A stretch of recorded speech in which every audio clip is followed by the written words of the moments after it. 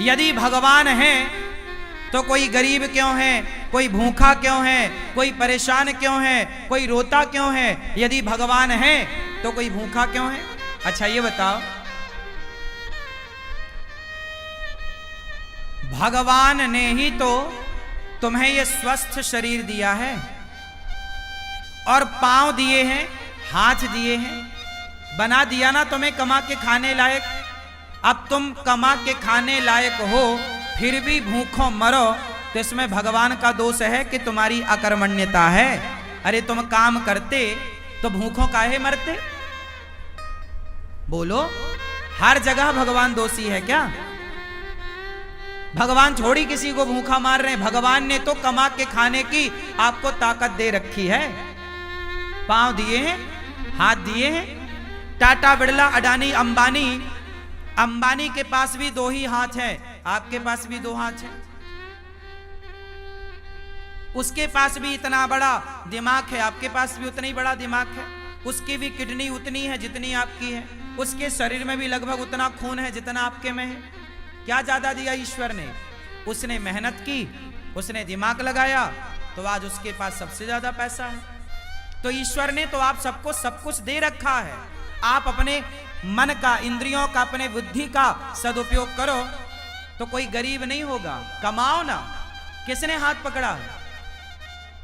अंबानी तो नहीं कहते कि मैं गरीब हूं, मेरे पास खाने को नहीं है। वो मेहनत करते हैं, आप करो ना मेहनत। और भगवान को गालियां देने से क्या होगा? भगवान को कोसने से क्या होगा? अरे भगवान होते तो कोई गरीब क्यों होता? अरे भगवान है, सब तो दिया तुम्हें। देखने को आंख दी, सुनने को कान दिया, चलने को पांव दिया। ये कोई तुम्हारे बाप ने थोड़ी दिया है। क्यों? तुम्हारे पांव तुम्हारे बाप ने दिए हैं क्या? तुम्हारी आंख तुम्हारे बाप ने दी है क्या? सब कुछ भगवान ने तो दे रखा है। अब फिर भी तुम भूखों मरो तो इसमें भगवान का क्या दोष है? तुम करते क्यों नहीं हो काम? इसलिए हर चीज के दोषी भगवान नहीं होते।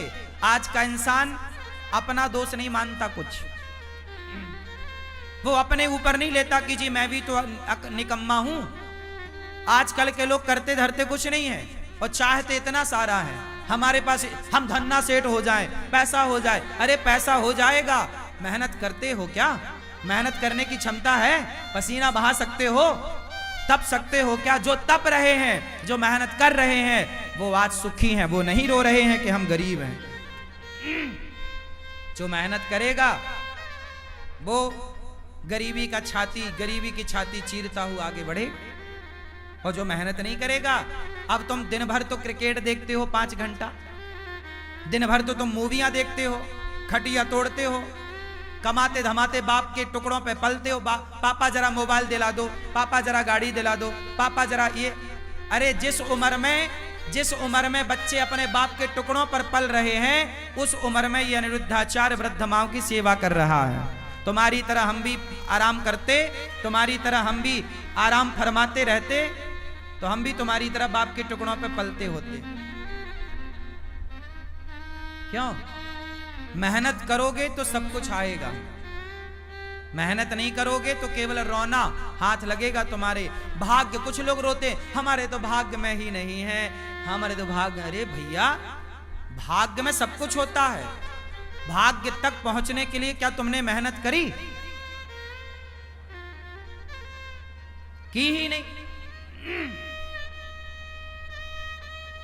मेहनत करो, पसीना बहाओ। तुम्हें तो बस आराम चाहिए। हमारी 33 साल की आयु है। हमारी उम्र के लड़के देख लो, बाजार में शराब पी रहे हैं, बाप से कह रहे हैं पापा जरा मोबाइल दिला दो, पापा जरा गाड़ी दिला दो। बाप के टुकड़ों पे पल रहे हैं। हम भी तुम्हारी तरह बाप के टुकड़ों पे पलते तो हम भी तुम्हारी तरह होते। बाप के टुकड़ों पर ना पलो। युवा हो, पढ़े लिखे हो, सेल्फ डिपेंड बनो, मेहनत करो। और गरीबी का रोना मत रो, भूखमरी का रोना मत रो। मेहनत करने वाला कभी कहीं दुखी नहीं रह सकता।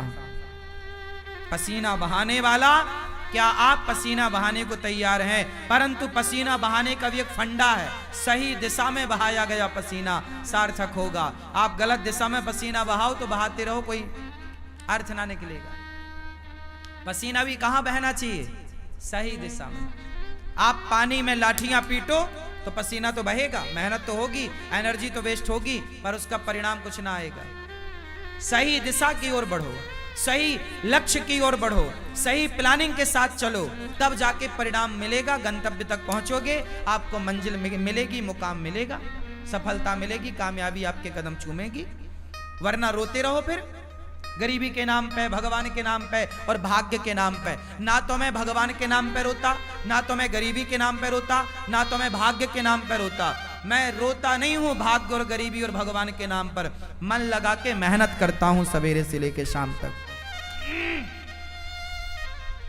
मैं यदि अब आप सुनना, मैं कई बार 3 बजे रात को सोता हूं, काम करने जाता हूं, कई बार मुझे बाहर जाना पड़ता है किसी कार्यक्रम के लिए, कार्य के लिए, मैं रात के 3 बजे आता हूं। कई बार मैं सवेरे 4 बजे आया, 4 बजे जब मैं आया तो मैं रात भर का थका हूं ना, मैं चाहता तो सो जाता, पर मैं सोया नहीं।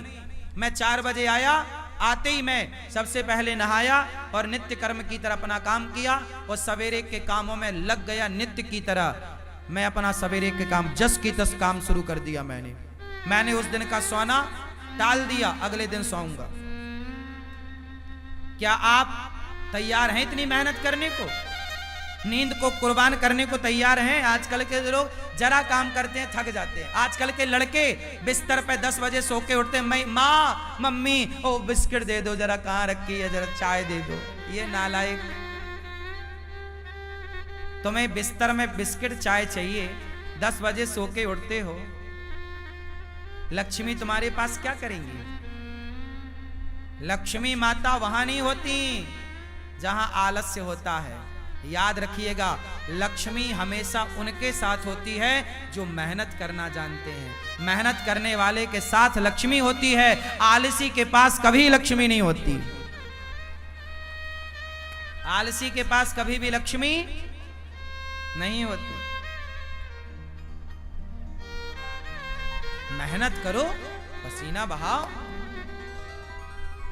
कामयाबी के पीछे मत भागो, कामयाबी तुम्हारे पीछे भागेगी।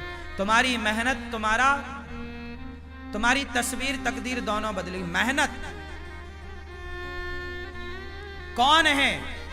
लता जी इतना बढ़िया गाती थी, बताओ लता जी जैसा कौन दूसरा आया? क्योंकि लता जी जैसी मेहनत किसने की, उनके जैसा रियाज किसने किया?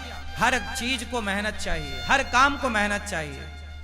बिजनेस करना है तो व्यापार किससे चलेगा? व्यवहार से चलेगा, प्लान से चलेगा, दिमाग से चलेगा। है नहीं दिमाग, प्लानिंग है नहीं, तो कैसे चलेगा? मेहनत करना नहीं है।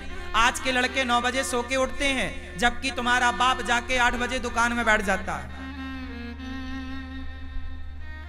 8 बजे तो उसका ऑफिस खुल जाता है। अब जो आज के लड़के 10 बजे जागते हैं, वो ऑफिस कब खोलेंगे? तुम्हारा बाप मेहनत करता था तो इतनी संपत्ति बना लिया, तुम अपने बाप की तरह भी ना बना पाओगे। बाप के टुकड़ों पे पलते पलते रहोगे, क्योंकि मेहनत नहीं है ना। और मेहनत होगी तो बाप से ज्यादा भी कमा लोगे। बात सही है? हाँ, मेरा सिद्धांत अलग है। मैं ये चाहता हूं आज का युवा 2020 होता है, लड़के नौजवान सारे मैच देखते हैं। मैंने एक दिन मैच नहीं देखा। मैं क्यों देखूं? पागल हूं क्या अपना टाइम वेस्ट करूं? पागल तुम हो जो अपना समय बर्बाद कर रहे हो। जो अपना समय बर्बाद करे उससे बड़ा मूर्ख कोई नहीं। सबसे बड़ा मूर्ख कौन? उत्तर दो। सबसे बड़ा मूर्ख कौन? जोर से। जो अपना गोल्डन टाइम, जो अपना समय बर्बाद करेगा, वो सबसे बड़ा मूर्ख है। और आज के बच्चे मूवियां देखने में, क्रिकेट देखने में समय इनका सार्थक जा रहा है कि बर्बाद? चाहे पाकिस्तान जीते क्रिकेट में, चाहे श्रीलंका जीता क्रिकेट में, तुम्हें क्या मिला? अरे चलो, भारत का मैच है, कभी एक आध देख लिया, चलो हमारा भारत जीत गया, चलो खुशियां मना ली, एक आध देख लिया। ये थोड़ी कि दिन रात तो मैच ही देखो। ये क्या भाई? जिस समय में आज के बच्चों को कामयाब हो जाना चाहिए, उस समय ये चौका छक्के में तालियां बजाने में लगे हुए हैं। ये उम्र तुम्हारे सफल होने की है, ये उम्र तुम्हारे कामयाब होने की है। अनिरुद्धाचार्य जब 17 साल का था, जब मैं 17 साल का था ना, तब मेरे ऊपर घर की जिम्मेदारी आ गई थी कि घर में नमक है कि नहीं, तेल है कि नहीं, दाल है कि नहीं, चावल है कि नहीं, आटा है कि नहीं। यदि घर में चूल्हा जलता, मैं मेहनत करूंगा तो चूल्हा जलेगा, नहीं करूंगा तो चूल्हा नहीं जलेगा, ये स्थिति थी। 17 साल की उम्र से मैं कमाने लग गया, काम करने लग गया, परिवार की जिम्मेदारी कंधे पे आ गई और तब से काम करता रहा हूं। और आप अपनी एक माँ की सेवा कर लो तो बड़ी कृपा है। आज आपका ये बेटा, आपका ये भाई 280 वृद्ध माओं की सेवा कर रहा है, बेसहारा माओं की सेवा कर रहा है। और ये बच्चे अभी क्रिकेट देखने में लगे, समय बर्बाद करने में लगे हैं। सार्थक समय वापस ना आएगा। समय के पास इतना समय नहीं है कि वो आपको फिर से समय दे सके। समय समय पर होता है, समय समय की बात। राम जन्म का दिन बड़ा, कृष्ण जन्म की रात। सबसे समझदार कौन? जो अपने प्रत्येक क्षण का सदुपयोग कर ले, वो समय का सदुपयोग करने वाला समझदार है। समय का दुरुपयोग करने वाला मूर्ख है। और सबसे बड़ा धन है संतोष। जितना विधाता दे दे उतना बहुत है, लेकिन मेहनत जारी, मेहनत तो बहुत आगे